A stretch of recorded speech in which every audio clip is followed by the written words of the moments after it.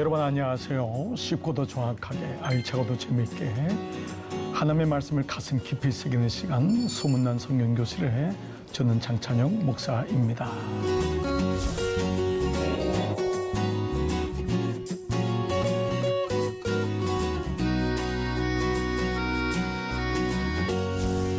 오늘은 특별히 제가 섬기는 강남중앙교회에서 우리 사랑하는 성도님들과 함께하게 되었습니다.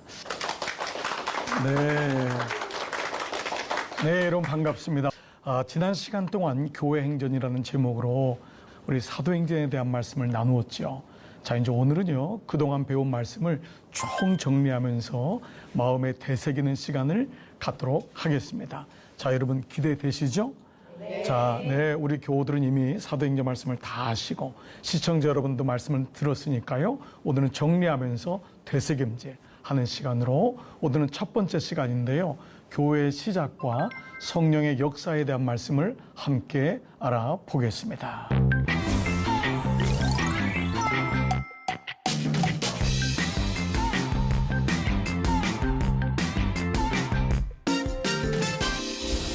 네.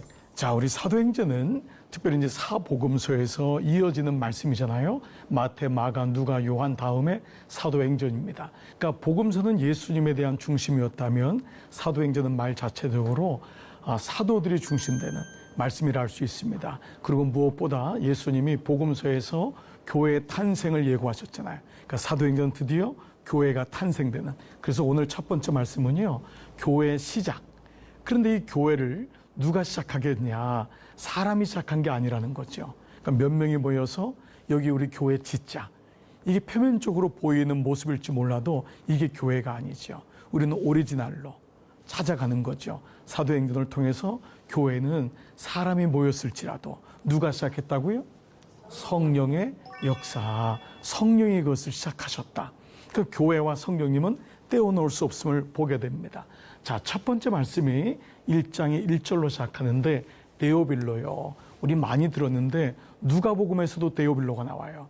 그 말은 누가복음과 사도행전의 저자가 같다는 거예요. 누가가 쓴 거예요. 의사인 누가가 사도 바울과 사도들을 따라다니면서 의사의 눈으로 본 거예요. 그러니까 아주 면밀하겠죠. 의사는 증언, 그러니까 보고 들은 것을 명확하게 하는 것에 기본적인 직장에, 직업에 어떤 분별이 있잖아요. 그러니까 이 누가는 자기가 본 것을 쓰는데 내가 먼저 쓴 글이 뭐냐면 누가복음이에요. 앞에 쓴 글. 그럴 때 예수께서 행하시고 가르치시기를 시작하신부터 그가 택하신 사도들에게 성령으로 명하시고 승천하신 날까지 이를 기록하였더라. 이게 뭐라고요? 누가복음. 누가복음이었어요. 근데 앞에 있는 데오빌로란 말은 데오라는 데오스, 하나님, 그리고 필로스, 필레오라고 하는 사랑, 두 단어의 합성어예요. 그러니까 이 말은 보통 고유명사로 데오빌로 카카, 어떤 사람의 이름을 뜻하기도 하지만 동시에 데오스, 하나님을 사랑하는 자들. 그러니까 모든 성도들에게 보편적으로 쓴 보통 명사도 된다는 거죠.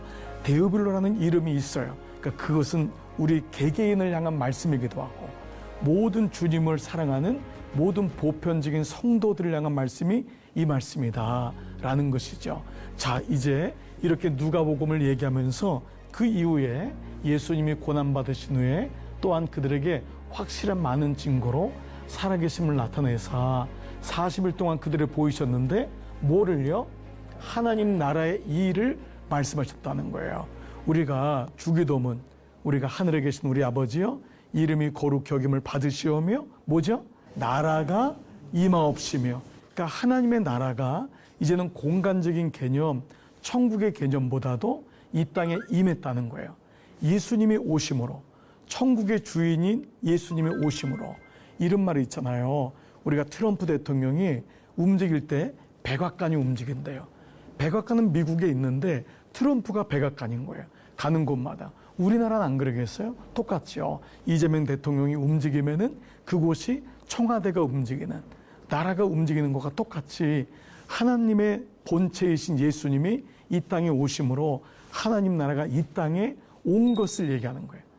예수님이 오셔서 그 예수님을 믿는 사람에게 하나님의 나라가 어떻게 드러나는지, 또 우리가 이 땅에서 사는 것은 그냥 던져진 존재가 아니라 하나님 나라를 살아가는구나. 그래서 뜻이 하늘에서 이루어진 것 같이 땅에서도 이루어지다. 이게 우리가 고백하는 주기도문의 고백이라 할 수 있다는 것이죠. 자, 이제 이런 가운데 교회 탄생이 예고가 됐는데 이미 마태복음 16장, 여러분 가이사랴 빌립보, 예수님이 제자들을 데리고 가잖아요. 그래서 거기서 사람들이 나를 누구라 하냐 했더니 엘리야입니다. 세례 요한입니다. 선지자가 죽었다가 살아났다고 합니다. 이렇게 얘기하자 주님이 뭐라 그러죠? 그러면 너희들은 나를 누구라 하느냐? 자, 그랬을 때 이 말씀이 내게 이르노니 이 베드로라는 사람이 뭐라고 해요? 주는 그리스도시요 살아계신 하나님의 아들이십니다. 이런 우리 말씀을 많이 나눴지만 이 베드로처럼 예수님을 힘들게 한 사람이 있다 없다? 있어요. 베드로는 정말 주님을 너무 나중에 막 주님의 막 멱살도 잡고 그래서 주님이 베드로 때문에 스트레스를 너무 많이 받아가지고 3년 만에 올라가셨다 뭐 이런 이러니까 쪼크를 할 정도로 예수님이 오래 계시려고 했는데 제자들 때문에 너무 힘들었다는 거예요. 근데 웬일이에요? 이 베드로가 주는 그리스도시요 살아계신 하나님의 아들이십니다. 그래서 주님이 너무 놀라서 그건 네가 한 말이 아니다. 하늘에 계신 천부께서 하신 거다. 그러면서 베드로라 너는 시몬이 아니라 베드로라는 거예요. 베드로는 페트로스라고 하는 헬라 말인데 이 페트로스는 조각돌이에요. 짱돌, 작은 돌이에요. 시몬의 이름은 갈대. 너는 더 이상 흔들리는 갈대가 아니다. 너는 이제 돌멩이가 되었다. 단단해졌다. 이 말이에요. 그러면서 놀라운 말씀하세요. 그런데 이 반석 위에 근데 이 베드로는 페트로스라 그랬죠. 자, 그런데 이 반석은 뭐냐 하면 페트로예요. 이 단어가 달라요. 그러니까 이 페트로는 뭐냐 하면 큰 반석이에요. 반석 그 말 자체로. 그러니까 주님이 반석과 페트로는 다른 말이기 때문에 베드로 위에 교회를 세우는 것이 아니라 너의 고백 위에 세우겠다는 거예요. 그게 반석인 거예요. 너의 입으로 고백한 그 말씀 위에 주는 그리스도시요 살아계신 하나님의 아들이십니다라고 하는 그 고백 위에. 그러니까 주님의 교회는 베드로 위에 세워진 것이 아니라는 거예요. 사람이 세운 게 아니에요. 그래서 교회는 누가 창립 멤버다 이 말은 하는 게 아니에요. 주님이 세운 거예요. 그래서 우리는 무슨 교회? 주님의 교회. 만약 창립 멤버라면 어느 집사님, 장로님의 교회라고 하잖아요. 그때부터 교회는 사단이 생기는 거예요. 어느 목사가 세웠을지라도 목사가 세운 게 아닌 거예요. 그러니까 늘 우리는 창립 멤버인 교우나 목사인 저 스스로가 조심해야 돼요. 주님의 향한 고백 위에 반석 위에 세워서 음부의 권세, 마귀가 이기지 못한다. 그러면서 천국 열쇠를 주었대요. 천국 열쇠를 너에게 주리니 땅에서 무엇이든 매면 하늘에서 매요. 땅에서 풀면은 하늘에서 풀리라. 그러니까 천국 열쇠는 뭐죠? 천국을 연다는 거잖아요. 천국이 우리에게 닫혀 있었는데 천국을 여는 것은 누구의 이름으로만 천국에 들어간다는 거죠? 예수님의 이름으로만 천국에 들어간다는 거예요. 그러니까 천국 열쇠는 예수 그리스도의 권세, 예수 그리스도의 이름, 그 이름을 너에게 주었기 때문에 여러분 기억나죠? 베드로가 성전 미문에서 내가 너에게 은과 금은 없지만 예수 그리스도의 이름을 너에게 주노니 이 이름이 천국 열쇠고 바로 그 예수님의 이름, 하나님의 이름이 적힌 성경 말씀이 바로 천국 열쇠입니다. 아멘. 네, 놀라운 것이요. 그러니까 이 고백을 주님이 하심으로 교회는 예수님의 이름 위에 세워졌고 바로 말씀 위에 세워진 것이다. 이것이 바로 사도행전의 시작인 거예요. 자, 이런 의미로 본다면 이제 성령께서 하나님 나라와 성령의 연관성을 볼게요. 자, 4절 한번 읽어볼까요? 사도와 함께 오이사 그에게 구하여 이르시되 예루살렘에 떠나지 말고 내게서 나가 아버지께서 약속하신 것을 기다리라. 먼저 나가지 말래요. 먼저 나가지 말고 예수님이 이미 말씀하신 거예요. 제자들에게 아버지의 약속하신 것이 있다. 왜냐하면 예수님은 육신으로 왔기 때문에 한계가 있잖아요. 아무리 오래 살아도 죽어요. 그렇잖아요. 근데 예수님은 당신의 사명을 알고 있는 거예요. 당신이 죽어야지만 부활의 영광이 드러나고 십자가를 져야 하는 거예요. 구속의 제물로 오셨으니까. 그런데 예수님이 떠나가셔도 예수님과 같은 예수님의 영이신 보혜사. 그래서 이것을 예수님과 한 몸이지만 한 영이시지만 다른 보혜사라고 하는 거예요. 예수님도 보혜사를 보통 얘기해요. 근데 예수님과 몸이지만 영으로 오신, 그러니까 하나님, 예수님, 성령님, 이 삼위에 대한 말씀을 하시면서 약속하신 것 성령을 기다려라. 그래서 이 사도행전을 다른 말로 하면 성령행전이라. 그래서 성령을 통해 교회가 세워졌기 때문에 교회행전, 사도행전은 성령행전, 교회행전, 이게 이제 연결이 되겠죠. 자, 그래서 요한은 물로 세례를 베풀었어요. 회개케 하는. 그렇죠. 예수님도 요한에게 세례를 받았잖아요. 그러나 너희는 몇 날이 못되어 뭘로요? 성령으로 세례를 받으리라. 이 말은 예수 그리스도의 이름으로, 그 예수님이 바로 몸이지만은 예수님의 영이 성령님이시기 때문에 너희가 예수 그리스도의 이름으로 바로 세례를 받을 거다. 이것이 바로 성령 세례. 우리가 다 예수님을 본 적은 없고 만난 적은 없지만 우리는 예수님의 영이신 성령님으로 인하여 우리는 세례를 받은 거예요.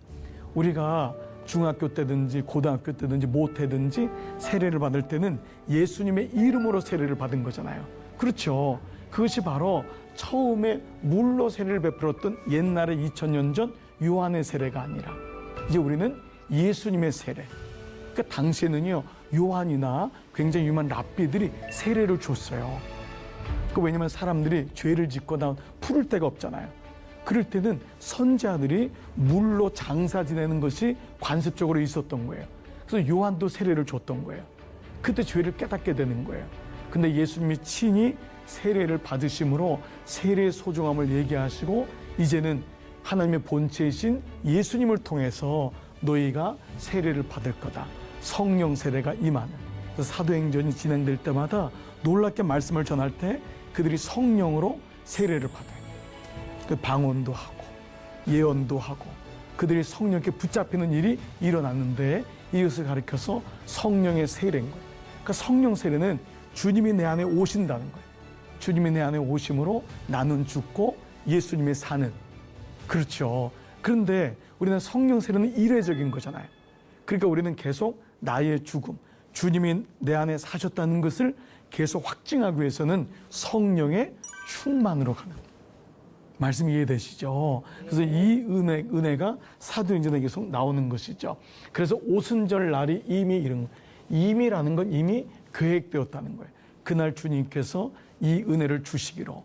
근데 이 오순절이 왜 의미가 있냐면 오순절은 두 가지 의미가, 이미 구약에 오순절이 있어요. 그건 뭐냐 하면은 출애굽해가지고 이스라엘 백성이 애굽으로 나오잖아요. 그래서 50일 만에 도착한 게 시나이 반도, 시나이 마운틴, 시내산이에요. 그 시내산에서 뭘 받죠? 십계명, 말씀을 받는 거예요. 율법을, 그게 구약이에요. 율법을 받음으로 신명기가 써지는 거예요. 그게 십계명인 거예요. 근데 이제 구약 시대에서 구약은 율법의 시대잖아요. 신약은 언약의, 말씀의 시대, 성령의 시대잖아요. 그러니까 이 오순절이 구약에는 율법을 받았지만 신약에는 예수 그리스도의 말씀, 성령을 받는. 이해가 되시죠? 그러니까 이게 구속사적으로 구약과 신약이 연결되어 있음을 이미 누가는 알았던 거예요. 그래서 이 말씀을 오순절 날에 이미 보니까 그때가 오순절이었어요. 놀라운 거죠. 그래서 그때 주님께서 이 예비한 그곳에 그들이 모였더니 호련히 하늘로부터, 이 말은 모든 시간과 장소, 성령의 주권은 인간이 만드는 것이 아니라 하나님이 하신다. 하나님이 그 시간에 하나님의 방법으로 그 영혼에게 말씀하신다는 거예요. 그러니까 나에게 임했던 성령은 내가 조작적으로, 임의적으로 하는 것이 아니라는 거예요. 언제 누구에게 어떻게 성령이 임할지는 아무도 몰라요. 우리의 자녀가 때로는 아직 성령을 안 받은 것 같아요. 우리는 너무 근심할 때가 있어요. 그러나 어느 순간에 호련히 하나님의 은혜의 시간에, 그 시간이 분명히 있어요. 제가 늘 말씀드렸잖아요. 저는 초등학교 6학년 때 성령 세례를 받았어요. 본어게인 했어요. 근데 저희 형님은 60살에. 너무 속상한 것 같지만 하나님은 그때가 필요했던 거예요. 어떤 분은 제가 목회하다 보니까 임종 때. 그래서 중요한 것은요, 이 땅의 시간이 아니라 하나님 나라에 들어가는 거예요. 물론 우리 마음에는 조금 더 성령 세례가 앞당겨졌으면 좋겠어요. 그래야지 이 땅에 살 동안 주님의 나라를 이룰 수 있으니까. 그래서 우리가 구하는 거예요. 주님, 성령 충만을 구합니다. 그래서 기도하는 거예요. 중보하는 거예요. 우리 아이가, 우리 배우자가, 그 교우가 좀 성령 세례를 좀 받았으면 좋겠어요. 그때마다 하나님이 분명히 우리의 기도를 통해서 이루어질 줄 믿습니다. 그러니까 호련히 하늘로부터 급하고 강한 바람 같은 소리가 있어 온 집에 가득했어요. 공동체 위에 임한 거예요. 그러면 성령은 공동체 위에 임하는 걸로 끝날까? 그렇지 않아요. 그 다음 구절 보니까 온 집에 가득했다 그랬죠? 3절 보세요. 같이요. 시작. 마치 불의 햇처럼 갈라지는 것들이 그에게 보여 각 사람 위에 하나씩 임하여 있더라. 그러니까 말씀을 그냥 아는 것과 보는 것, 묵상하는 게 이렇게 차이가 있어요. 우리는 그 집에 임했다고만 생각할 때가 많아요. 그런데 각 사람이, 이게 성령의 인격적인 거예요. 한 분 한 분이에요. 우리가 그렇게 모여서 우리가 금요 성령 집회 때 주일날 예배할 때 은혜가 그 공동체에 임하잖아요. 놀랍게도 각 사람이 임해요. 한 분 한 분이. 참 놀라운 거예요. 그래서 은혜를 받은 걸 얘기하면 다 달라요. 어떤 분은 나를 막 때렸다는 분도 있어요. 어떤 분은 만져줬다는 분이 있어요. 어떤 분은 강력하게 임했던 분이 있어요. 어느 분은 너무 부드럽게 임했다는 거예요. 똑같은 장소에 임했는데도 하나님이 그 기질을 따라 다르게 고집이 센 분에게 때려가지고 마음이 온유한 분에게는 더 부드럽게. 그래서 모든 사람마다 달라요. 어떤 사람은 막 우는 사람이 있어요. 어느 사람은 막 너무 기쁨이 충만한 사람. 그렇지 않아요? 그러니까 각 사람의 성령이 너무도 다양하게 모든 형편과 사정을 아시는 주님께서 인격적으로 임하시는구나. 지금 사도행전 초반이지만 이런 말씀이 계속 나와요. 자, 그런 가운데 베드로가 성령 세례 오순절에 마가의 들음을 받았잖아요. 사람들이 뭐라 그랬죠? 세술에 취했다. 얼마나 세게 저들이 막 그냥 막 방언도 하고 하니까 얼마나 기도를 뜨겁게 했는지 사람들이 표현하는 게 세술에. 그러니까 세술이라는 거는 처음 술이라는 거예요. 그러니까 독하다는 거예요. 도끼가 안 빠진 제일 독한 술에 빠질 정도로 저 사람들이 저렇다는 거예요. 근데 베드로가 그러죠. 우리가 술에 취한 게 아니다. 성령님이 우리에게 오셨다. 그리고 요엘서 3장에 있는 말씀을 통해서 이 말씀이 젊은이들은, 노인들은, 오늘 이 시대들은 비전을 보고 꿈을 꾸고 예언할 거다. 그 말씀을 주시는 성취를 얘기해요. 그러면서 베드로가 첫 번째 설교를. 베드로는 배움이 짧은 사람이잖아요. 그러니까 우리가 하는데 갈릴리, 어부학과, 그물과 뭐 이렇게 얘기하죠. 그러니까 배움이 짧은 사람인데 놀랍게 베드로에게 성령이 임하면서 그의 언어가 바뀌어요. 그래서 말씀을 꿰뚫어요. 그 말씀을 하는 베드로가 이전의 베드로가 아니에요. 그러니까 성령이 너에게 임하시면 권능을 받고 이 권능이 임한 거예요. 그게 이제 우리가 말씀을 나누게 될 앞으로 우리 교회도 이 말씀을 요즘 나누잖아요. 성령의 열매 그리고 성령의 은사인 거예요. 성령의 은사가 권능을 통해서 온 거예요. 교회를 세우고 그에게 복음을 전하는. 그러니까 나는 은사가 없는 것 같다. 그렇지 않아요. 모든 사람에게 성령의 은사가 온 거예요. 그것을 통해서 베드로가 뭐라고 하냐면 너희가 회개하여. 회개가 구원의 첫 관문임을 얘기하고 있어요. 돌이키라. 너희의 죄를 깨달아라. 그리고 하나님 앞에 너희의 죄를 고백해라. 그 죄는 거룩과 같이 갈 수가 없는 거예요. 그래서 성령이 오시면 죄가 드러나요. 죄가 깨닫게 되고 바벨론 나라가 드러나는 거예요. 우리에게 음행과 술 취함과 우리의 사치와 영적인 게으름과 이런 모든 것들이 드러나는 거죠. 그랬을 때 그리스도의 이름으로 세례를 받고 죄사함 받으라. 그리하면 성령의 선물로 받으리라. 그때 회개했을 때 그리스도로 세례를 받고 나는 죽었습니다. 그때 성령을 우리 안에 주시겠다고 하는. 그래서 이 사도행전이 성령행전이 되는 것이죠.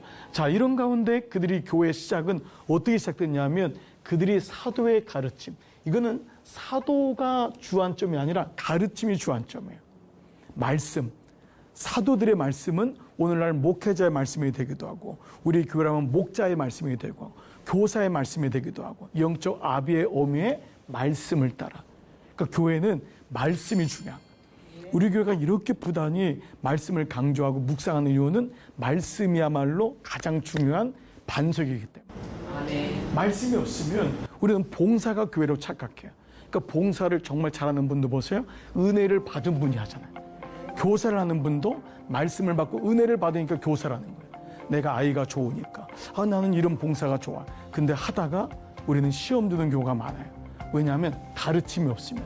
먼저 내가 가르침이 있어야 돼요. 그래서 교회는 가르침에서 그때 비로소 교제가 시작되는 영적인 교제가 나눔이 시작되고 그때 비로소 떡을 뗄라는 것은 성찬을 할 수 있는 예배가 형성되는 거예요. 이때 떡이라는 것은 성찬이에요. 유카리스트라고 하는 성찬이 이루어지는 거예요. 예배가 이루어지는 거예요. 그때 비로소 기도가 폭발적으로 일어나면서 예수님이 내 집은 기도하는 집이다. 너희가 강도의 구렬로 만드는구나. 즉 말씀과 기도가 다 연결되어 있는 구조를 통해서 교회의 시작이 어떻게 되는지를 말씀하고 있어요. 마지막 8번째는 베드로가 뭐라 그러죠? 은가금 내게 없어요. 성전 비문에 앉은 뱅이를 향해서 내게 있는 게 있는데 뭐냐면 나사렛 예수 그리스도의 이름.